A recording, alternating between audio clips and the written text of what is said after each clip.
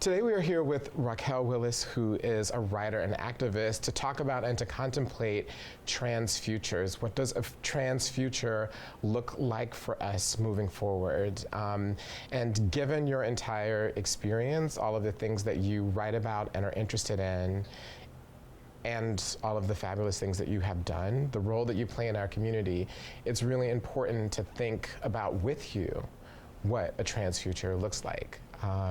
Because when we were growing up, a lot of us could not imagine the lives that we have now.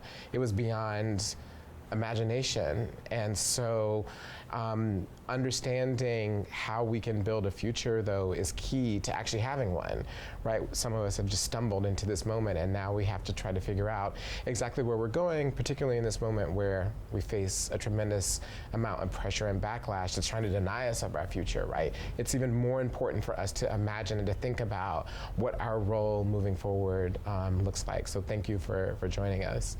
I wanted to just actually start in the past with you and to hear from you what an imagination of your future looks like when you were a child, when you were in Augusta, Georgia, in a Catholic household, in a Black Catholic household in Southeast Georgia, when you imagined what was possible for you, let's say around the age of 10, right? Even before you came out as gay at 14, when you thought about what you were gonna be like past childhood, what did you imagine? Wow, I, as a child, didn't really have much of an idea. So I was kind of fed by my grandma these ideas of, oh, you'll be a doctor or a lawyer. Those are your options, right? Because I came from a middle class background, so it was like, you need to do something that's practical to make some money so you can sustain yourself. And so I was like, oh, well, I'll be a pediatrician, or I called it a baby doctor at that point, because I was like, I gotta like help the younger ones who were like only a few years younger. So that was kind of it. You know, it was all dreams around what a profession could look like. And then I think a few years after, probably like kindergarten, I was having all of these kind of thoughts about my sexual orientation, my gender even, although I had no language for it. And I think all of that even kind of dissipated. So even when I was trying to figure out, like, I would have to come out as something later on in my life, that kind of erased any ideas of even being a doctor or being a lawyer. It was like, I don't know how I would even navigate that or what that would look like. And then falling in love, I mean, seeing the images of my parents and their relationship and how beautiful it was, I knew that I wasn't gonna have that. Or at least I had this idea that I wasn't gonna have that.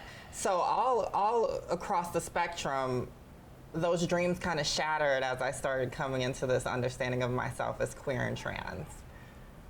So it's interesting that for some part, the more you became yourself, the less you could actually see yourself in the future.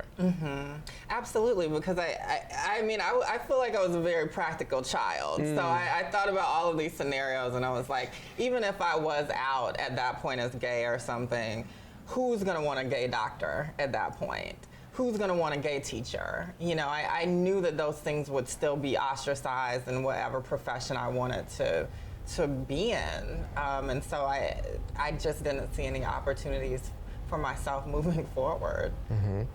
So at some point you got to adolescence, and at 14 you were like, I'm gay. So what do you think compelled you to do that, if you thought, or on some level you processed that the more that you were the other, the less you had a future? Well, I think when, I would say around 10 or 11, I knew for sure I was gonna have to say something about my queerness. So Why? I just knew that I wasn't gonna be able to be a truthful, authentic person. And at the core of everything that I had learned from my parents, that I even learned in the Catholic faith, that was important. I at the very least knew that I needed to be honest about who I was. It just was kind of a waiting game of when was the right time. And I think by the time I got to about 14, I was like, there's never gonna be a perfect time. There's never gonna be a time where my family understands this completely unless I lead that charge. So even if it's a shock initially, I can get them to catch up. And so when you did that, right, when you had that thought at 10, and you had a 4-year wait, which when you're like an adolescent is a lifetime, right? It is. So it's a lifetime of waiting until you said something. Then you said something, right? And when you told your family, what shift at all did it have on your sense of possibility? Did the walls close in on you, or did things seem to open up? Well, I'll also add, because I didn't say this, but I think also being bullied at school, being bullied by, boys in the neighborhood or boys at school, that also kind of accelerated the need to come out. Because I wanted to just be able to silence my haters, and say, this is me. Yeah, I'm gay. What's your next thing? Because I've already heard all of these other kind of disgusting things that you have said to me about being a sissy or being like a girl or being gay, right? So I am. What's next? So that was a piece of it. But I think that once I came out to my mom, I came out to her first, I had a commitment from her that she would travel this journey with me. She wasn't interested in me trying to move that conversation forward with my father because she feared what his response would be. And she feared for kind of the falling apart of our relationship. But in my head, I had made up the decision that I needed to come out to him before I went off to college because he would be forced to work through whatever kind of toxic ideas he had about queer people while I was still in the house, versus if I was off at college, it would be much easier for him to just be like, if I was gonna become estranged, that was gonna happen. And so then you had a 4-year lag, or you had a lag between the time you told your mom and then the time you told your dad. No. So so when I came out at 14, that was to my mom. I came out to my dad around close to age 15. And so, I had about a year and some change there where I was kind of working through with my mom, trying to get her to understand why I needed to do this now. Because once I told my dad, I knew I could come out of school. No, It's good? it's good. Okay. Yeah, that's great. Okay, thanks. All right, BJ, tell me when we can go again.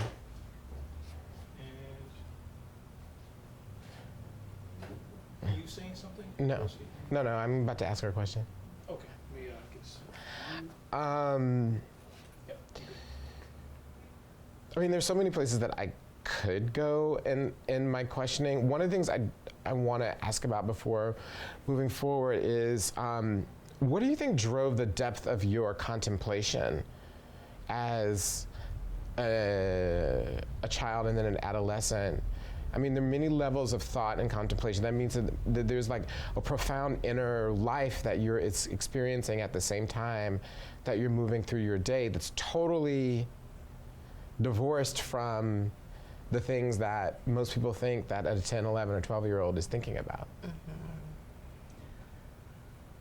Yeah, I think I've always kind of held this deep sense of self-awareness, sometimes to my detriment, and I think that has definitely led to a lot of anxiety. I think in my later years, it's being older, I'm understanding, oh, you're also just, girl, you're very anxious. But I think the biggest thing that kind of drove that contemplation about my queerness was the dissonance between being kind of like this golden child at home and having all of these like dreams and compliments and things kind of, you know, showered on me, and realizing that the rest of the world didn't see me that way. The rest of the world didn't view me in the way that my family did. So when I would go to school, I was too talkative. You know, I was always the kid that had, like, you know, a solid report card, but when we got to that conduct number, it was always low because I was a very talkative, sociable person, you know, always trying to ask questions about the people around me, which I think, you know, we share as journalists. And so there was that, but then there was also just how my peers, particularly my masculine peers, treated me. And yeah, I had, you know, guy friends, you know, sometimes, but overwhelmingly, boys were brutal. They were policing everything I did, you know, the way that I moved my hands, the way that I talked. And then I also had an even deeper Southern accent as a kid. So it was like, you know, this very kind of like feminine, like Southern drawl as a kid, even more than I have now. And so all of those things were kind of picked apart. And so that was a thing. And then I also just kind of realized I felt weird being lumped into this group.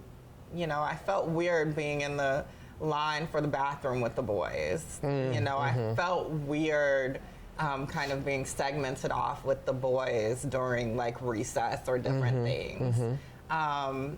So that was the thing, but it was like that compounded with them also rejecting me. It was like, okay, so where do I go? What's going on here? If people are telling me I'm just like a girl, then am I a girl? Like, is that even, I wasn't even thinking that that was a possibility, but I was trying to pray to God, my Catholic God at that point, that I would just wake up and be a girl, everything would be easier. It's so in some respects, like the ability to be able to imagine your gender, right, was the creation of your future at some point, right? When you were thinking about a different gender identity than the one that you were brought up with, that then opened up possibilities for you. So at what point for you did the possibility or the idea of actually living your life in the gender that you were actually born into in yourself, when did that become a possibility for you, in your mind? In my mind, that didn't really happen until I was in college. Because for me, it's also been about practicality and rationality in like my life. And so it was a combination of that and meeting other trans people at the University of Georgia.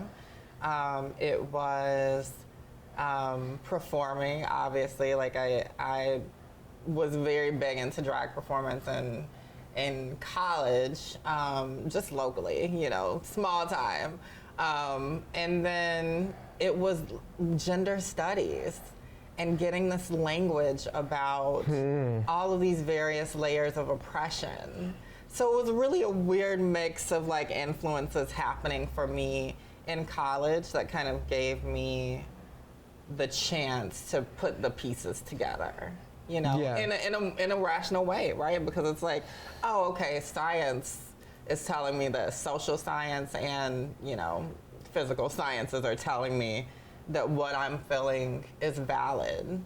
And I can use those things to explain to my family, because they're also very rational and practical, that this is a real thing, that being trans is not this kind of nebulous thing out, you know, in the ether. It's a real concrete thing, and this is what I've been this whole time.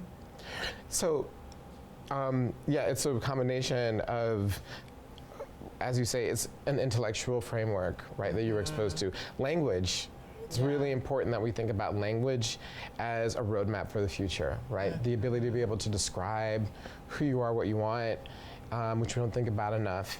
And then as well, the ability to be able to embody it, right? And then to see other examples.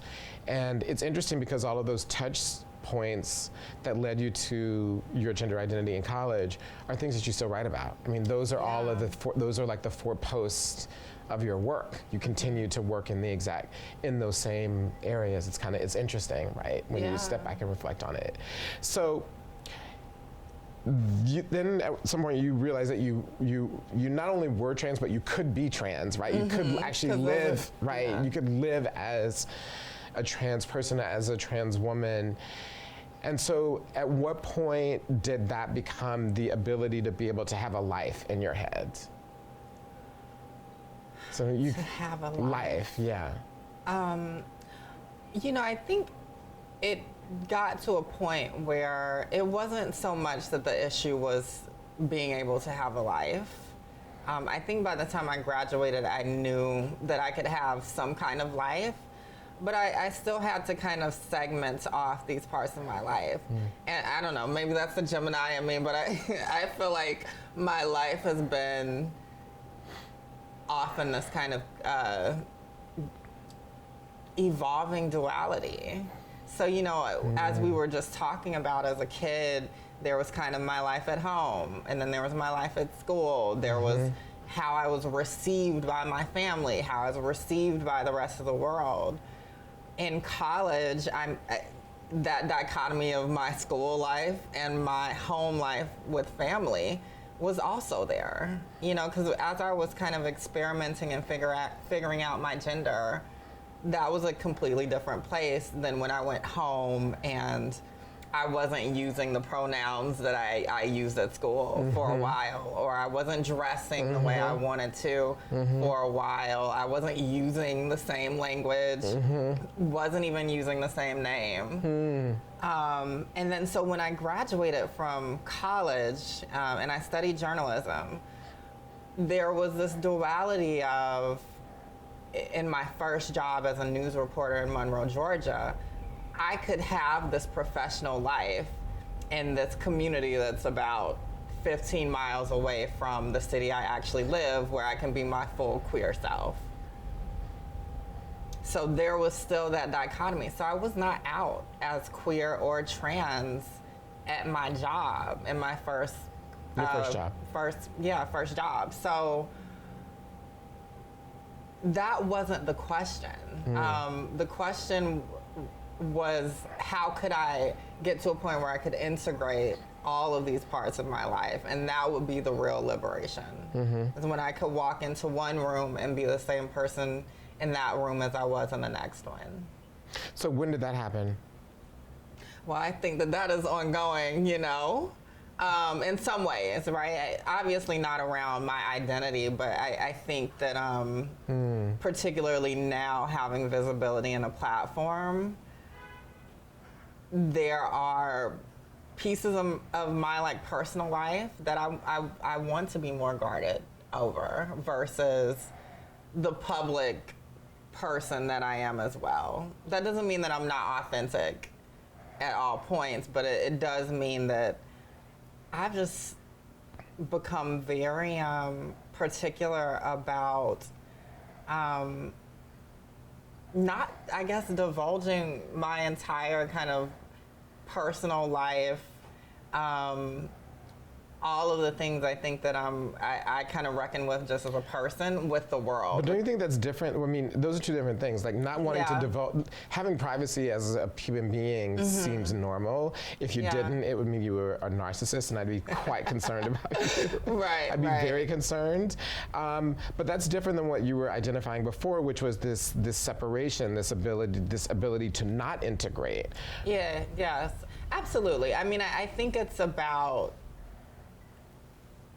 having the choice, right? And feeling like it's a positive choice. And so the choices that I make now about what I give to the world and what I don't is fully of my own volition rather than feeling forced to hide off certain things. if Right. that makes more sense. Right. So when did that ability to not feel forced to hide, when did that happen?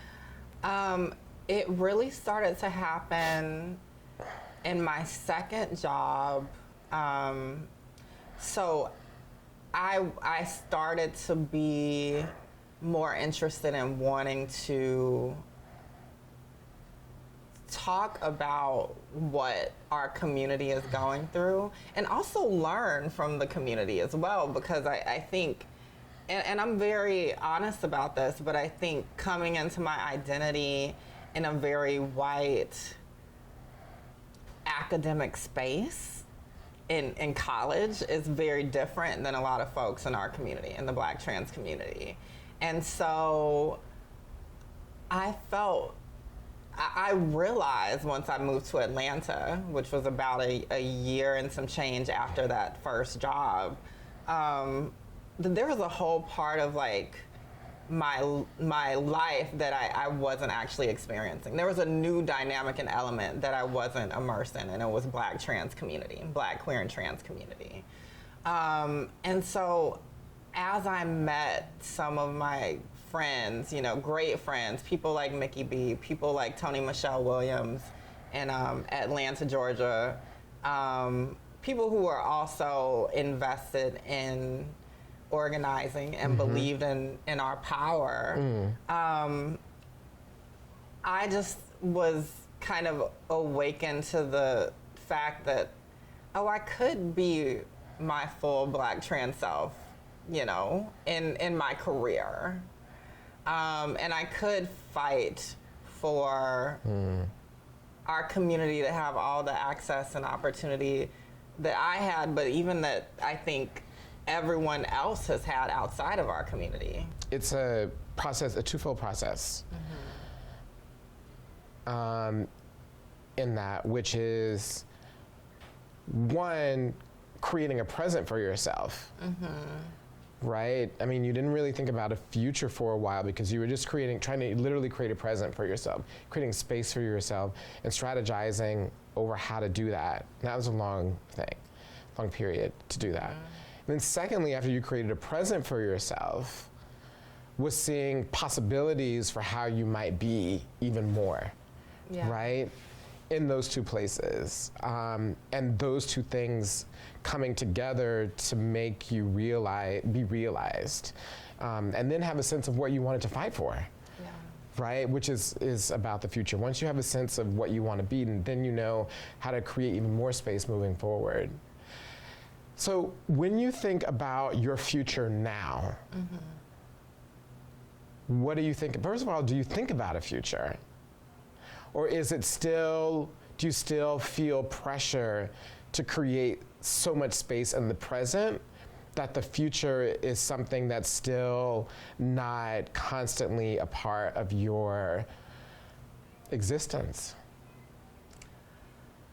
Yeah, it is hard for me. What's hard? It's difficult for me to envision the future, even still to this day. And I think part of that is even reflecting over the last 5 years, even just the last 2 years for me, and how my career has kind of shifted in so many different ways. It's almost hard to tell, you know, what my future is going to look like, to me. And I'm kind of okay with that. I'm kind of at peace with that only because I just have this immense faith, and I think it comes from my mom, of just everything's gonna work out the way it's supposed to. So, yeah, so I mean, it's hard for me to think of my personal future like that, because I'm pretty open, I think, to where life takes me, to the people I meet, the relationships that I build. But what I do hope is, you know, I do know at least that family will always be important to me. You know, very high on my list of priorities. I think that storytelling and writing will always be important to me in whatever form is revealed to me in my career and in my work. And I think I'll always be fighting for truth. In the world, I think truth internally in terms of the sense of like authenticity, and hopefully providing other people spaces and opportunities to find their truth and fight for their truth as well. So those are the kind of the guidelines that you have for your life, right? Those are the guideposts. Those are the things that you guide your values, right? Do you think that it's important to imagine a future? I do. I definitely do. I mean, I think that it's important to dream and vision, you know? And so while I don't kind of bog myself down with trying to have this like definite idea of what the future is, I do believe in the power of visioning. I mean, visioning is so exhilarating to me, and I think it's liberating. So what do you envisage what do you dream about for yourself? What do I dream about for myself? Well, I dream about finishing my first book. But I do want to leave written work that is transformative. I do want love. I think like a lot of people, right? Like I want a loving, affirming, romantic situation. I want, this is kind of beyond myself, but I want us to, in terms of society, to really break these shackles around what we're supposed to be, especially around gender. I've been talking to my mom about this a little bit recently, but just thinking about the world that like my little nibblings, my nieces and nephews, my nibblings, are growing up in, and other youth where, you know, they're labeled so quickly, you know, around gender, around all these other identities, and there's often barriers to visioning because of the boxes that we put people on, particularly youth. And so I hope that I can do work that will shift that and you know, break open those boxes a little bit more for the next generation and generations to come. One of the things that you do a lot of your writing actually focuses on memory. And the past, but it's always in the context of memory, right? When you talk about someone in the past, it's always remember that they did X that's still resonant today, usually. Yeah. Right? Yeah. So can you talk to me about why you think memory is important and how memory funnels into the idea of the future?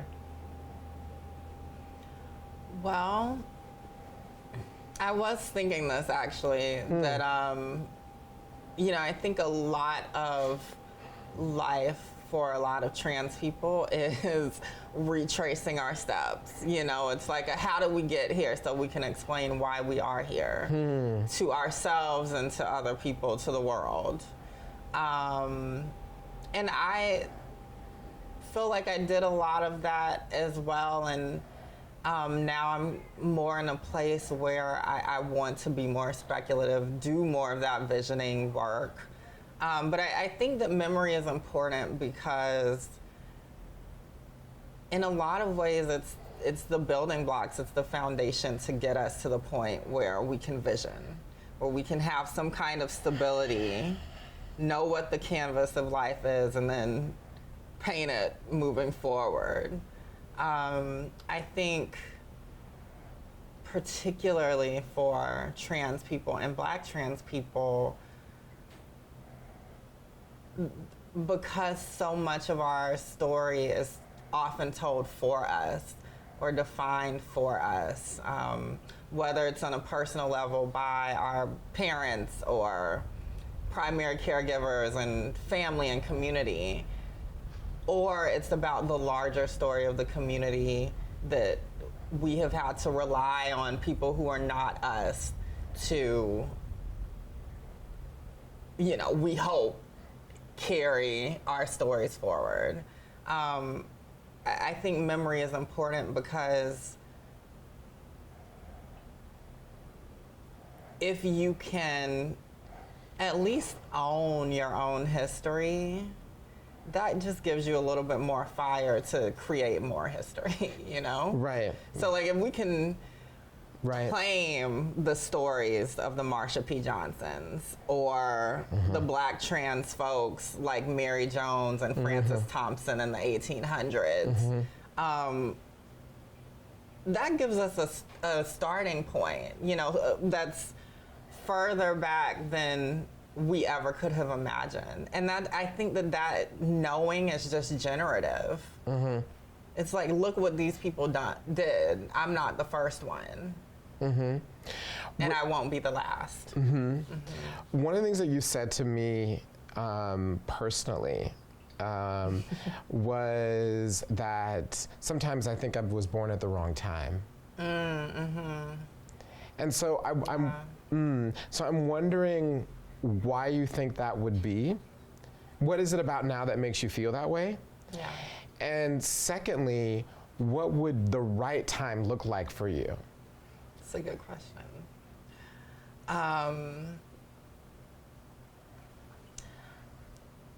I think that that feeling of being, born in the wrong time. I think a part of it is just, I think the difficulty of just being a Black trans woman in the world, period. I think to a lot of people, I think because of social media, because of visibility, because of platform, because of success, there's often this idea that those things can erase all difficulties, and that's not necessarily true. And so I think when I was saying that, I was really speaking to the difficulty, even now in 2020, of just being a Black trans woman trying to leave your house. Like the amount of energy that takes. Or just walking down the street. I think having lived in New York for like a year, it is so much harder to have to navigate and be in such close space with like strangers, for most of your like waking day. Because like when I was in the South, I could hop in my car, honey, I was in my own little bubble. So those things, it is just the looks, I think, that you get, the fixation that people have on a lot of us when we leave the house. You can't just go to the corner store without, already dealing with the misogyny and the catcalling, right? But then people peering at you, trying to figure out who you are, what are you, all of those different things. I mean, just imagine who we could be if we didn't have to deal with all that baggage on a daily basis, or being in a professional space and often still being the spectacle. It's not like, I think when I was in college and it was like, I don't know what you are, but I'm like intrigued. Well, in some ways it is like that, but I think, then in the professional space, that coupled with the tokenism of like, you're gonna be this face that we need to save face, to communities that we never spoke to, never thought about before. I think all of that is heavy. And it's not necessarily unique. I think a lot of marginalized folks have similar variations of that. But I think particularly being a Black trans woman in this moment of intense political, polarization and people blaming you for Wuhan. Right, right. Well, Wuhan, but people blaming you for so many of societal ills, right? And actual violence, and not actual only violence. Yeah. So it's like all of that, and I think it's cute for me for a moment to be like, you know what? I should have been in some other time. Yeah. But I think the startling realization is that there will never be a perfect time.